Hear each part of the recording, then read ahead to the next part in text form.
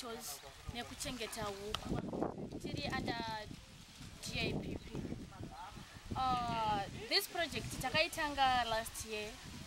Mama pavakadzidziswa nezvekurima mapotatoes nemabenefits azvo vakazvitora vakaona kuti zvinobatsira mukati meupenyu hwavo. That's why vakasarudza kuita this project.